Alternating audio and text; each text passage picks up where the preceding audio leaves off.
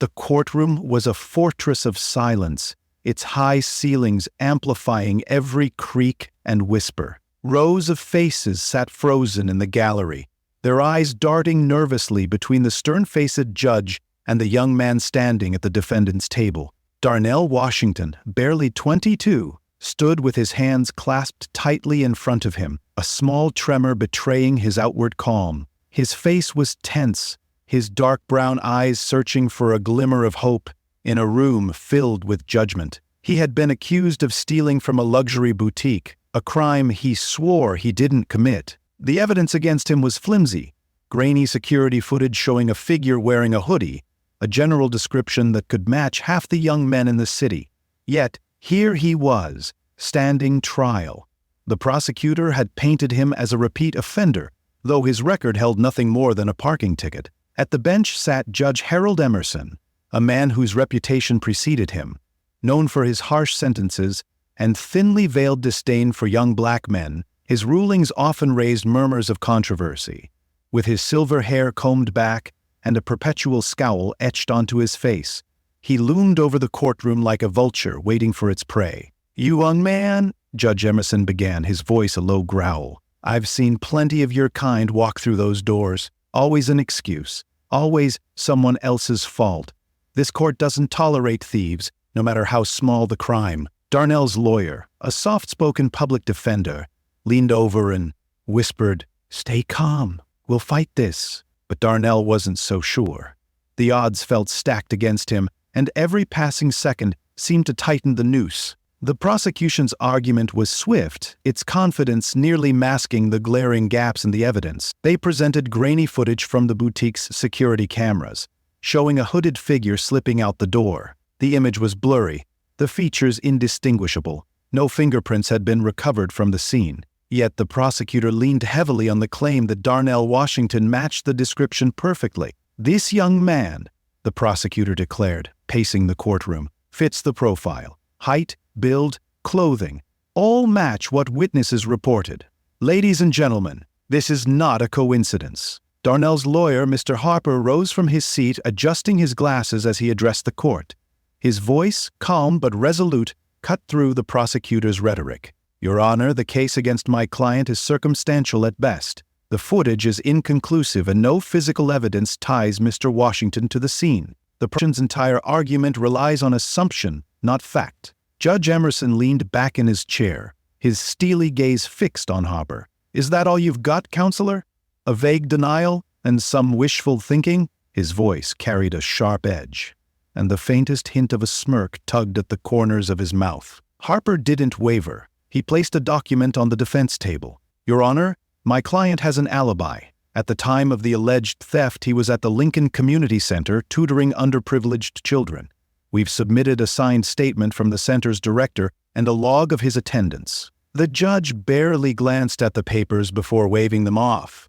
"Conveniently timed, don't you think? Let me remind you, this court requires hard evidence, not character witnesses from friends trying to cover for a mistake." Darnell gritted his teeth, gripping the edge of the table to steady himself. Inside, frustration churned like a storm. He had worked tirelessly to rise above stereotypes, earning scholarships, helping his community, and staying out of trouble. And yet, here he was, reduced to nothing more than an assumption of guilt. In the gallery, his mother clasped her hands tightly, her lips moving in silent prayer. Around her, murmurs spread among the spectators, some shaking their heads at the blatant bias on display. Every argument Harper made was dismissed with ease, as if the judge had already reached a verdict. The tension thickened, a suffocating weight that pressed down on Darnell. He glanced at the jury, their faces unreadable, and felt the walls of injustice closing in, each brick laid by prejudice. For a moment, it felt as though hope had abandoned him entirely. As Judge Emerson raised his gavel, ready to close the hearing, the courtroom doors burst open with a sharp creak. Gasps rippled through the gallery as a woman entered, her navy suit impeccable, her stride confident. The click of her heels echoed like a drumbeat, demanding attention. "Your Honor," she announced, her voice cutting through the tense air like a blade. "My name is Attorney Rebecca Carter, representing the Civil Rights Defense Initiative. I have urgent evidence that must be heard." Judge Emerson glared at her, his brows knitting together. "Miss Carter, this is highly irregular. We're in the middle of proceedings. Precisely why I'm here," Carter interrupted, her tone firm yet composed. She approached the defense table, placing a thick folder before Darnell's lawyer, Mr. Harper. This folder contains not only exculpatory evidence proving Mr. Washington's innocence, but also documentation of systemic bias within your courtroom, Your Honor. The room froze. Every eye was on Carter as murmurs erupted in the gallery. Harper flipped open the folder, his eyes widening with each page he read. The contents were damning. A decade's worth of case records, all pointing to a troubling pattern. Judge Emerson's face darkened, his voice low and icy. "You dare level such accusations against this court?" Carter remained "This isn't a baseless claim, Your Honor. The evidence speaks for itself. Transcripts, sentencing records, and statements from public defenders documenting disproportionately severe rulings against black defendants. These aren't anomalies. They're a pattern." The gallery erupted in whispers. Darnell's mother clasped her hands over her mouth, her eyes brimming with cautious hope. Beside her, a young journalist frantically scribbled notes, sensing the gravity of the moment. Judge Emerson slammed his gavel down, silencing the room. "This is outrageous. I will not allow this courtroom to be turned into a circus." "Then allow it to be a place of justice," Carter countered, her gaze unwavering. She turned to the jury. "Ladies and gentlemen, this case is not just about Mr. Washington. It's about whether we uphold fairness or allow prejudice to dictate our system." Darnell, who had sat silently through the proceedings, felt a surge of hope rise within him. Carter's voice carried a strength that cut through his despair. "And there's more," Carter continued. She pulled a USB drive from her pocket and handed it to the bailiff. "This contains surveillance footage from the Lincoln Community Center. It shows Mr. Washington tutoring children at the exact time the theft occurred. The footage is time-stamped and corroborated by multiple witnesses." The judge stiffened, his composure beginning to crack. "We'll review this supposed evidence," he said curtly, motioning for the clerk to play the video. The screen flickered to life, displaying a clear image of Darnell, seated at a table, surrounded by children. He was pointing to a workbook, his smile genuine as he guided the kids through a math problem. The timestamp on the corner of the screen matched the time frame of the alleged crime. The courtroom was silent, save for the sound of the video playing. The footage was irrefutable. When it ended, all eyes turned to Judge Emerson. His lips pressed into a thin line, his jaw tight. "Carter wasn't done. Additionally," she said, pulling out another document, "we've secured sworn statements from 2 witnesses who saw someone else leaving the boutique that night. A man who matches the vague description far better than Mr. Washington." The judge's hand trembled as he took the papers from the clerk. The gallery buzzed with tension, the tide of the case shifting visibly. Even the prosecutor, who had been smug just moments earlier, now looked pale and uneasy. Judge Emerson cleared his throat, but his voice lacked its usual authority. "This new evidence is compelling. The court will need to deliberate." "Deliberate?" Carter's voice rose slightly, her righteous indignation palpable. "Your Honor, with all due respect, there's nothing to deliberate. Mr. Washington has been wrongfully accused and the evidence clears him, unequivocally. What's more, this case highlights a deeper issue that cannot be ignored any longer." The gallery erupted in applause and cheers, prompting Emerson to bang his gavel furiously. "Order! I will have order," he barked, though the power in his voice was waning. Darnell turned to Carter, his eyes wide with gratitude. She placed a reassuring hand on his shoulder. "We're not done yet," she whispered. The judge finally spoke, his voice tight. "The court will adjourn for a brief recess while I review this new material." He rose abruptly and retreated to his chambers, leaving a courtroom charged with anticipation. For the first time since the ordeal began, Darnell felt a glimmer of hope piercing through the storm clouds of injustice. Carter's arrival had not only changed the course of his case, but also cracked open the facade of an unjust system. As he looked around the room, at his mother's tearful relief, at the jurors now deep in thought, he realized the battle wasn't just about him. It was about something far greater. Judge Emerson stared at the papers before him, his hand trembling as he set them down. The gallery was silent, the weight of expectation palpable. His face, once hardened with disdain, now reflected a mix of frustration and reluctant acknowledgement. I need a recess to review this," he stammered, the authority in his voice faltering. Rebecca Carter stood tall, her gaze unwavering. "No recess is necessary, Your Honor. The evidence is clear and undeniable. This court has a choice: to perpetuate injustice or to deliver justice for once." A murmur rippled through the gallery.